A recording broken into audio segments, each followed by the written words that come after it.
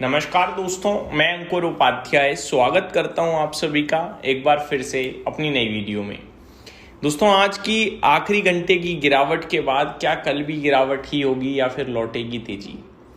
US Iran के विवाद को लेकर प्रेसिडेंट ट्रंप के नए बयान थोड़े से डरावने दिखते हैं।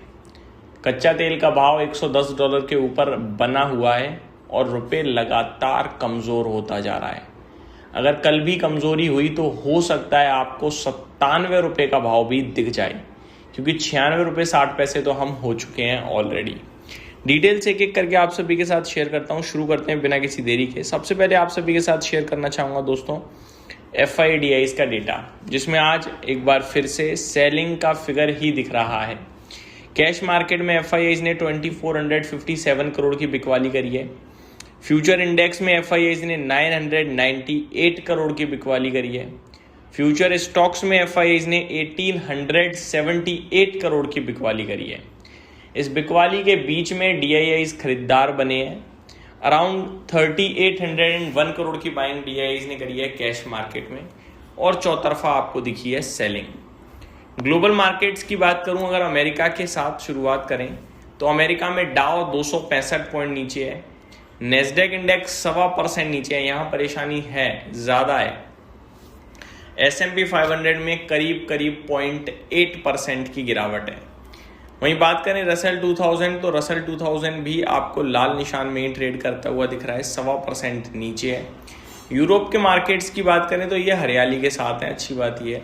इनफैक्ट अगर आप देखें तो हरियाली भी कुछ खास नहीं है, फिटसी बिल्कुल फ्लैट है। डेक्स में आधे % की तेजी है, कैग बिल्कुल फ्लैट टू नेगेटिव है। तो ऐसा नहीं है कि तेजी आपको अच्छी खासी दिख रही है, मिला जुला कामकाज है।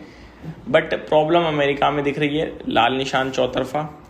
और बात करें अगर कच्चे तेल की, तो कच्चा तेल आपके लिए $111 प्रति बैरल है, जो कि अच्छे साइन बिल्कुल भी नहीं है। सुबह से लाल निशान में है, 1%, 2%, अभी भी 1% लाल है, लेकिन फिर भी $111 प्रति बैरल है। तो काफ़ी महंगा हो चुका है कच्चा तेल, ये अपने आप में नेगेटिव साइन है।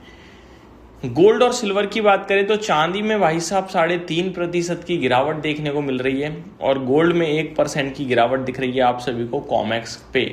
तो ये तो होगी आपके लिए ग्लोबल मार्केट्स की बात। अब आ जाते हैं प्रेसिडेंट ट्रंप के ऊपर। प्रेसिडेंट ट्रंप के 2-3 बयान हैं जो मैं आपके साथ शेयर करना चाहूँगा। पहली बात तो उन्होंने कहा है कि US और ईरान के बीच को लेकर उन्होंने कहा है कि वो ईरान के ऊपर जल्दी ही हो सकता है बड़ा हमला, बड़ा अटैक करें, बट उनसे ईरान भीख मांग रहा है डील की। ऐसा तो है ही नहीं, डील तो आप खुद देना चाहते हो। ईरान तो कुछ कह ही नहीं रहा, डील को लेकर नहीं कह रहा, ये सबसे बड़ी परेशानी है। इसीलिए आप बार बार अटैक की बात कर रहे हो, जिस पे प्रेसिडेंट ट्रंप के इतने बड़े बयान पे कोई फर्क नहीं पड़ा है मार्केट पे। कच्चा तेल वहीं का वहीं खड़ा है।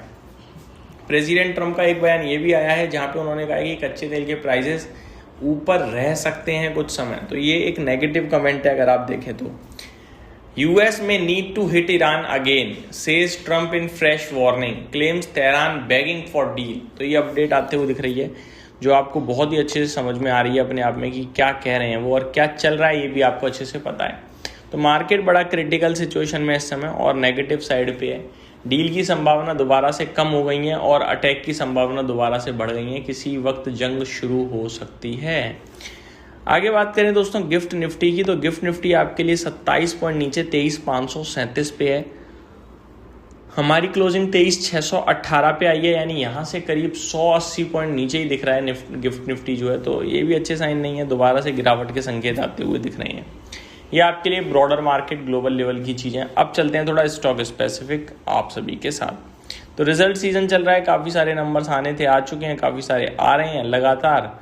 रिजल्ट सीजन के अंत में तो एक एक दिन में 100-100, 200 कंपनी के नतीजे आते हैं, वही समय एकदम चल रहा है इस समय।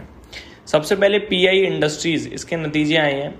₹10 का डिविडेंड आया है। मुनाफे की बात करूँ तो 330 करोड़ से 200 करोड़ रह गया है।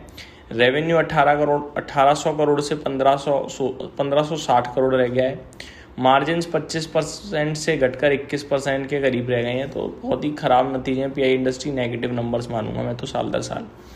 मैपमाई इंडिया, जिसे आप CE इन्फो सिस्टम के नाम से भी जानते हैं, ₹3.5 प्रति शेयर का कंपनी ने डिविडेंड दिया है। मुनाफे की बात करूं तो 48.6 करोड़ से 50.8 करोड़ का मुनाफा आता हुआ दिखा है।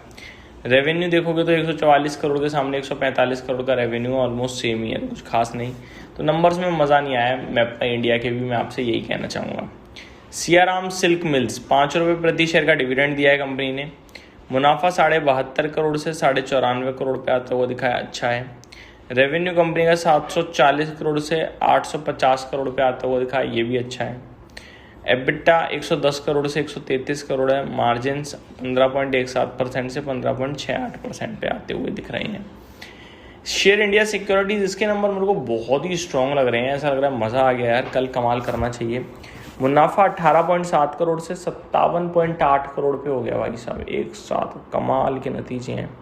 रेवेन्यू 240 करोड़ से 410 करोड़ पे आया है। तो मेरे को लगता है ये आपका शेयर इंडिया सिक्योरिटीज़ कल कमाल कर सकता है। इसको ध्यान में जरूर रखना चाहिए हम सभी को।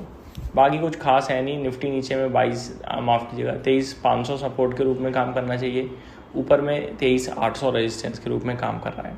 इस वीडियो में सिर्फ इतना ही। Thank you so much for watching this video.